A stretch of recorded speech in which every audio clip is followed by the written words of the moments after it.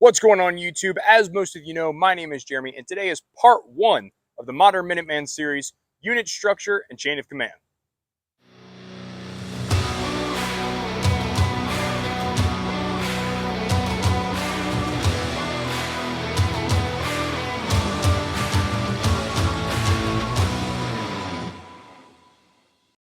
So for those of you that are veterans watching, or the guys that have been keeping up with their reading, this may be a video that is extremely basic and kind of dulled down to you. But we have to start somewhere, and this is a great place to start, which is making up the actual organization in and around itself. And although it's not a standing force, the idea of the Minutemen, there is still a little bit of structure to it, and we're going to visit a lot of that today. But before we get started, guys, please like, comment, subscribe to the channel. Anything you guys do on that end helps us out a ton. So, what are we going to talk about a bunch today? We are going to break down a lot of the common size elements that any, modern Minuteman, the citizen, may run into. We're going to talk about some billets and other added on positions that you might find in your organization. And we're going to talk about the chain of command and how that kind of all wraps together. And hopefully that gives all of you a very good basis understanding of a very important beginner topic when it comes to organizing your local Minutemen. All right, guys, the very first element that we're going to talk about is the fire team size element. This is the smallest element makeup of any of the unit structures that we're going to talk about today. And honestly, this is probably where a lot of you may find yourself. You're sitting in a ballpark between 3 to 5 guys, which a standard, conventional force fire team is probably going to sit around 4 guys, a fire team. As we go throughout this today, guys, a lot of this is going to be very stereotypical doctrine. You may have experience in other things and say, oh, my fire teams were 3 guys. Oh, my squads were 12 guys, not 13 guys, or whatever it may be. But just remember that for today, we're keeping it extremely basic.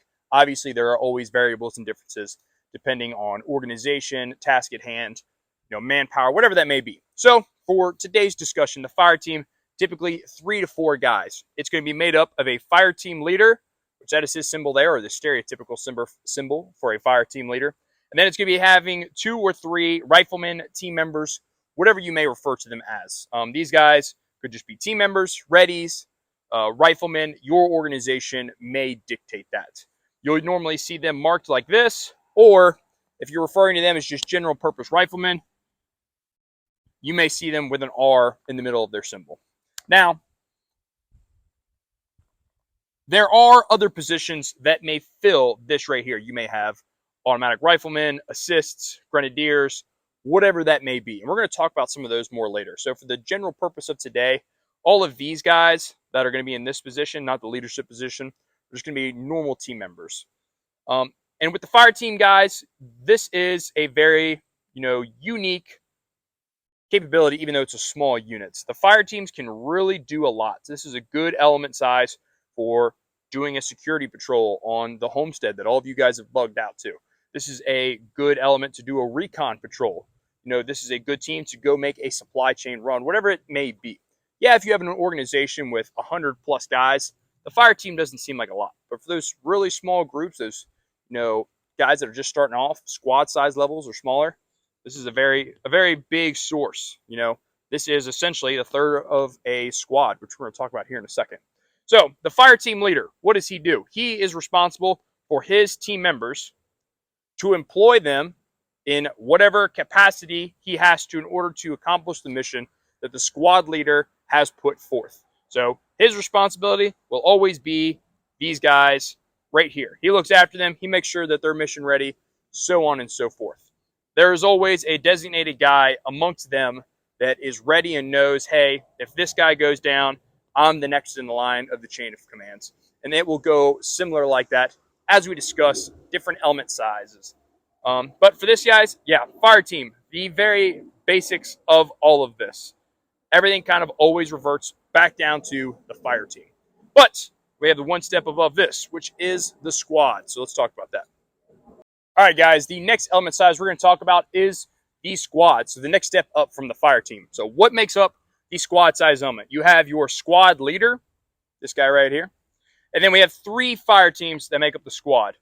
Depending on your organization, depending on manpower, you may only have 2 fire teams that make up the squad. But again, we're talking stereotypical, conventional doctrine, yada, yada, yada. So for the purpose of this, we have 3 fire teams, each with a fire team leader. So the squad leader now, similar to how the fire team leader was, employs his fire teams to accomplish the overall mission that's given to him by the platoon leader, platoon officer, whatever that may be. That's step above him, which we're going to talk about here in a minute. So he now tasks his fire team with different responsibilities, different roles, different assignments to complete the mission. The squad leader is very hands-off, stereotypically, when it comes to the gunfight. I had a infantryman that was a squad leader tell me many, many years ago that the squad leader's best weapon is his fire teams. It's not his actual weapon himself. He should be coordinating men because he is a direct element that is going to be with his guys in the shit, in the mud, with them all the time. And then the fire team leaders should be competent enough to complete said tasks without direct oversight all the time, 24/7 from the squad leader. And then, of course, similar to how we had a team member that was ready to step up in the fire team leader position, we have a fire team leader that will be next in line to become squad leader if something were to happen to this guy. Now, at the squad size element, you may see a single additional person or 2 added to the squad depending on what the mission is at hand or what tasks they might have. You may have a radio operator that is assigned to the squad leader, and he'll kind of follow him around. You may have somebody that falls into a fire team at that single point in time. The possibilities for that are really endless, so long as you have the resources, so long as you have the capabilities. But the squad this is when you start to be able to accomplish more in a sense of tasks. I apologize if you guys could hear that big truck driving behind me. The squad can get a lot done. This is when you can really start to effectively implement ambushes. Apologize. You can implement ambushes really effectively, take positions, assaults maybe, depending on what size element the enemy force may have. This is a very powerful asset, and this is probably the bread and butter of any force, is how skilled and competent is the squad as a whole. So let's talk about what comes above this, and that will be the platoon. All right, guys, the next level up is going to be the platoon size element. I doubt very many of you, if any, are at the platoon size element on the civilian level, on that community building level. If you are, based. Anyway, what makes up the platoon? So stereotypically, a platoon is made up of 3 to 4 squads. And then it has a platoon leader and then what is referred to as a platoon sergeant. These may be called different things depending on your organization or what doctrine you follow, but just know that there are probably going to be 2 people at this point in time to help manage all of this. Because if you do have 4 full squads of 13, now you're sitting at 52 guys that one guy has to manage. Can it be done? Sure. But it's nice to have a little bit of help. And just like always, guys, these squad leaders have, that chain of command as well. And, one of them could step into this role or this role, depending on how your SOPs and doctrine may be set up to replace them if something were to happen. Stereotypically, on the infantry side, with conventional forces, you'll see 2 or 3 squads of riflemen, and then you'll see like a weapon squad or something like that. But on the civilian side, on the modern Minuteman side that we're talking about here, let's start thinking about logistics and support. If you've got 2, 3 squads of door kickers, well, you got to start thinking about support and whatnot. Because even though you may be at a platoon size level, you may not have platoon size support. So you may want to dedicate a squad of guys or a second squad of guys, depending on the tasks at hand, to be more of a support role, logistics. Somebody has to, get chow to these guys, water, ammo, run a headquarters, whatever that may be, because this is a lot of manpower we're starting to talk about here. And what you're doing and what the task at hand will heavily dictate, what these guys actually do. But specifically as citizens, without, the infrastructure in place, we're not a standing force to start with. We are Minutemen. That's what we're talking about here. We're not talking about being standing soldiers. You don't have infrastructure and all that type of stuff. So having guys in place that know their role, can run logistics, do all that type of stuff, and keep these other guys in the fight will make a huge difference in the long run. Now, let's step up one more time, even bigger from the platoon, and let's talk about the company. All right, guys, the last element size we're going to talk about is the company. Now, the company is a massive element in, practicality, and depending on your organization, depending on your manpower, it varies a lot. Even if you look at conventional military forces, nation to nation, what they deem as a company size can vary by 100 guys. So your company is going to be made up of anywhere from 3 to 5 platoons. And that is going to be led by a company commander and then a company first sergeant. Think of that kind of as a replica of more power than the platoon size element. This is a lot to manage. So we add a company commander with a company first sergeant. Depending on your organization and whatnot, you may also see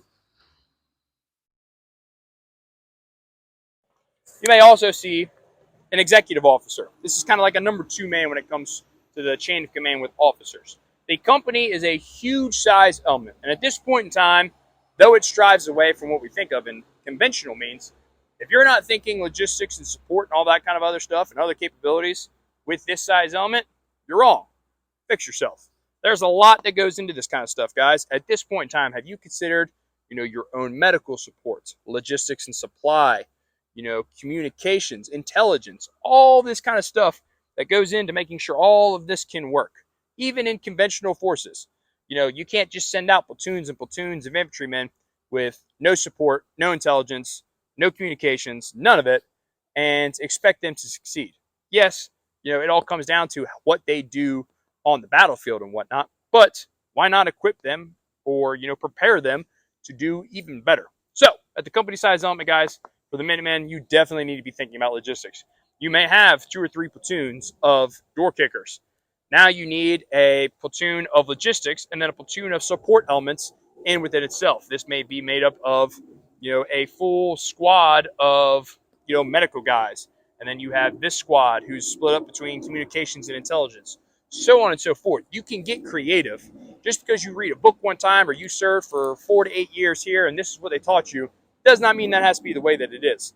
Form your organization, your structure to fit your needs based on what you plan to accomplish, what you're able to do, the resources at hand, all of this stuff goes big picture. But as far as that goes, guys, sorry about that. Company, 3 to 5 platoons, top dogs right here. And as, of course, we have the rotating chain of command. But let's talk about some very individual billets or positions that we may add to the smaller units in order to add more capabilities.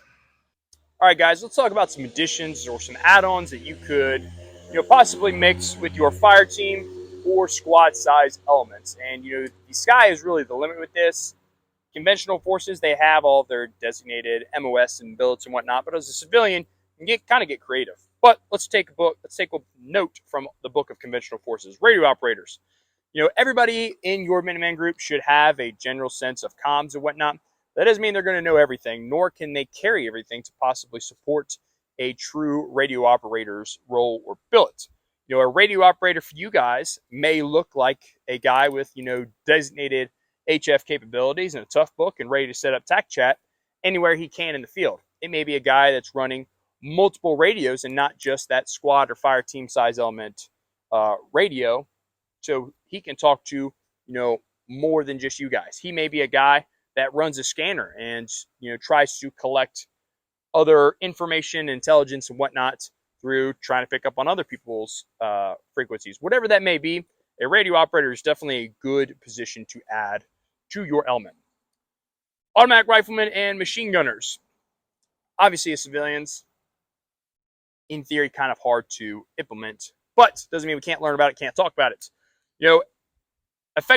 Being an effective machine gunner, especially, but even an automatic rifleman, kind of hard to do without somebody actually teaching you. There's limited knowledge on the internet, and you can only read so many doctrines before it really doesn't. It's how do I say this? It just doesn't come together. Having somebody, a veteran or whatnot, that's able to bring a lot of these skills and attributes, to fruition will help you guys a ton. Even as a civilian, you can build out, it's expensive, trust us. You can build out a good IAR clone, RPK clone, put a force reset trigger in it, or don't, just put a 60 to 100 round drum in it, and be able to effectively implement that weapon based on its capabilities. As an automatic rifleman, are you a machine gunner? Absolutely not. Anybody that tells you so is wrong. But you can still look to implement this role in your organization. Which brings me to the assist. You may have somebody that is dedicated to supporting this guy right here, carrying more ammo, carrying parts of the weapon system, depending on what it may be. Anything like that, the assist is here to help this guy. And this guy is here to help everybody out. Tech, not an official role. Kind of came up with this one myself, but when I say a tech or a tech operator, this could mean a lot of things. This could be a guy that operates a drone. This could be a guy that does something we talked about earlier with the scanner and whatnot. Just somebody that implements technology into the field in order to better prepare the overall force for the objectives at hand. The tech guy is very useful, even in an administrative setting. Hacking or knowing where on the internet to go to find certain types of information and all that kind of stuff. The tech role can be extremely important. He can also serve as, an aid to intelligence. EOD, not a lot of us running around. When I say us, I don't mean me because I'm not EOD. But, having an EOD or an engineer style role, to your element can definitely have its benefits. I can't speak a whole lot on EOD, guys, because I don't know anything about EOD. So if you know something about EOD, leave it down in the comments. But just something to consider to possibly throw into your element. And there's a ton of other stuff, guys, that you could probably break down into subcategories that could be, counted as additions or billets or whatever that may be, as far as, direct fighting, the fighting element goes. But these are just some examples, guys, of things that you can add to those elements in order to better improve your fighting force.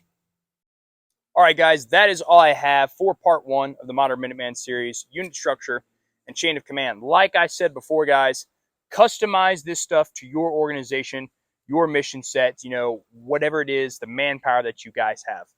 Doctrine is good, reading books is good, but it doesn't necessarily mean that it always has to be law. It's there as a guide. If you have, 7 guys is your squad. That's 2 fire teams of 3 and a squad leader. So, take a look at your organization, plan ahead of time, and figure out what works for you. If you have a fire team size element right now, plan for what you're going to do once you guys recruit to a squad size element. If you have a squad size element, plan for when you're going to have a platoon size element, so on and so forth. This is the basis of your organization and whatnot, and this is what kind of keeps everything somewhat in line. That is all I've got, guys. Again, please like, comment, subscribe to the channel. Check us out on our website for a copy of this in PowerPoint form. I'm sorry, not this, but the things that we went over. Find PowerPoints of stuff like this, products, classes, all that other kind of stuff, guys. Anything of that helps us out a ton. We are back on Instagram, guys, at least at the time this video was made. Find us on Instagram for more daily content. And as always, train hard, train often.